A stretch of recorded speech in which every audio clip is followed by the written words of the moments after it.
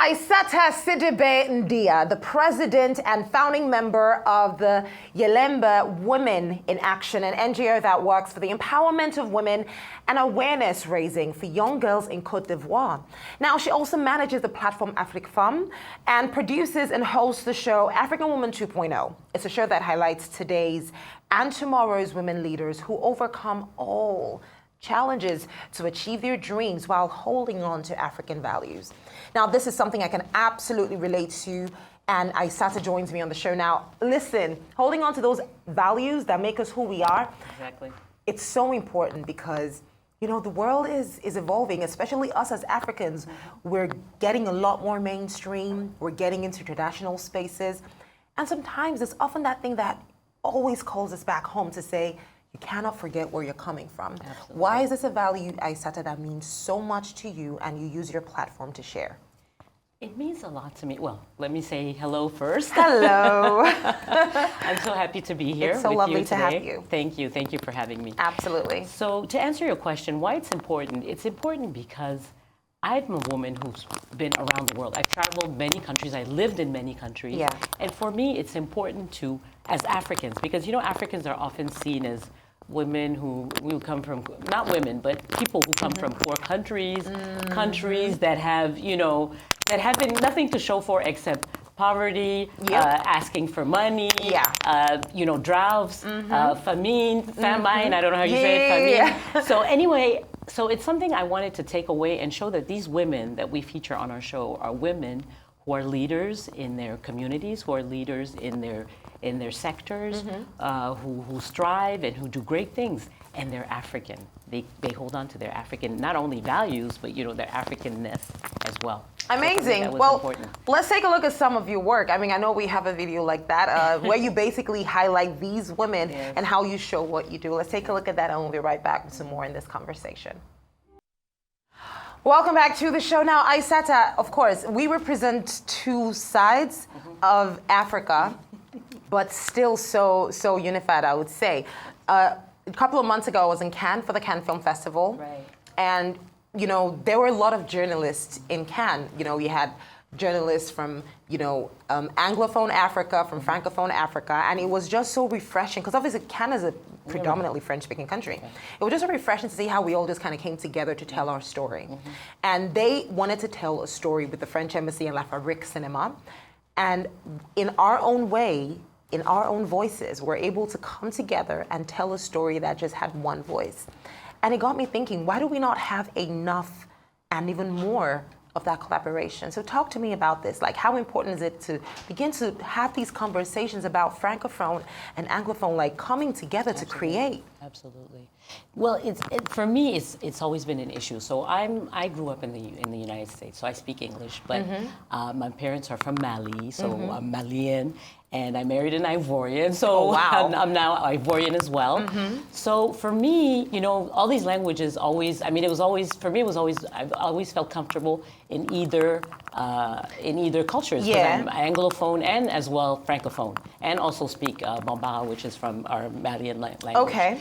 So for me, I always felt comfortable. When I moved to Ivory Coast, I realized that there's a real barrier between Anglophone and Francophone Africa. And I felt it's a waste. Yeah. Because why is there, you know, this gap? Because there's so much done. And I look at Anglophone countries and I see there's so much being done in Ghana, in Nigeria, in Kenya, and we're kind of missing out because we don't connect. No. We don't speak to each other. No. We, as Francophone Africa, we come together, of course. You know, we get together. We have the Malians, the Senegalese, the Ivorians, and the Cameroonians.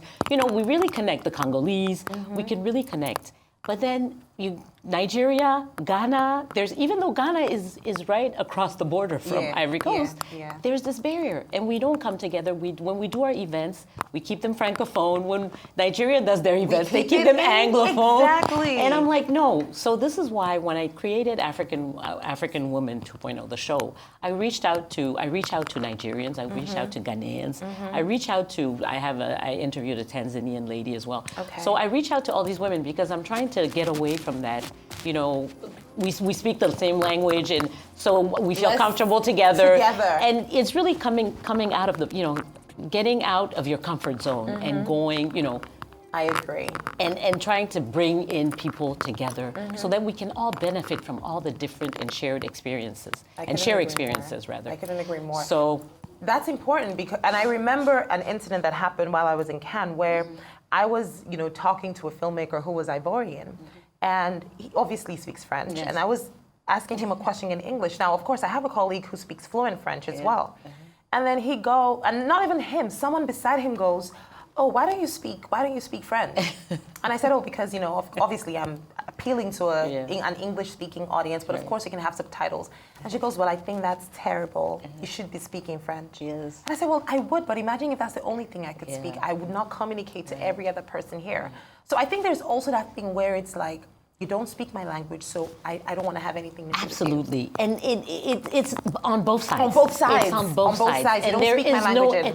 And there's no effort made to really say, okay, you know what, we can go beyond the language. For example, I don't know if you saw that event that we featured right a few minutes ago. That event brought together Samira Baumia, who is the second lady of Ghana, the wife of the vice president. And she's Ghanaian, right? So she only speaks English. She speaks a little bit of French, but mainly English. And we invited a few people from Nigeria as well, and others from Ghana. And so we had translation. We made it a point to have translation. And it didn't prevent people from actually connecting. Because connecting is more than language. Because sometimes it's true, you may not speak the same language, but sometimes you can connect with someone even though you don't speak. Agree. It's just, I don't know if it's physical, but there's this Music connection. is the best way to explain it. Exactly. And then we're a bunch of women in a room. We know we're talking about some of the same issues. But it was important, of course, to have translation because you don't want people to be lost and felt left out and all that. So that was important. But I think that an effort can be made if we really want to, but it has to be a conscious effort. You have to make it. You have to make that step. You have to go forward and say, you know what, I want to reach out. It has to be. And I'm here, and I was about to talk to this. Tell me. The director of AFRIF to tell her you need to bring in some Francophone actors to the event and film, right? Because you know what? It's the only way we can grow together as a continent. Yeah. Because if we don't do that, we'll always be separated by language. We'll always be separated because the language barriers will always be here. And we're not going to change. It's not like Nigeria is now going to say, okay, now we have to, we're also speaking French is mandatory in schools. It's not going to happen. And it's not necessarily going to happen in Ivory Coast or in Senegal or in Mali either. So if we, as people who are aware of the differences do not make an effort to bring in the others, we're never going to connect. And I feel, like I said, it's shameful almost. Yeah, that we don't connect as much. Enough. Because when I see Nigerian culture, when I see Ghanaian culture, and I see Ivorian culture, I feel Nigerians are missing out from, maybe Malian or Ivorian culture, and vice versa, Yeah, we're all missing out on each other. Like, we can really benefit more from coming together. And I think the best way to do this is through culture. Culture, fashion. Creativity, absolutely, the creative industry, that's the creative and cultural industry. Creative and cultural industries, I completely agree with you. Yeah. I think that's the best way because I think of like every festival, there's a bit of everything in it. So I think that's the best way, and it's only a matter of time. But if there's one thing I'm grateful for, Aissata, it's that you're not just talking the talk, but you're walking it as well. You're here in Nigeria. I'm here in Nigeria. You are. I came for AFRIF. You came for AFRIF. I hope you're enjoying it though. I am, very much so. Amazing. Well, Aissata, I hope you do come around a lot more, and hopefully we can have some cultural exchange where we come to you as much as you come to us. Absolutely. Thank you so much. I look forward to it. Thank you so much for your time. Thank you Ladies for and gentlemen, having me. Aissata Sidibe.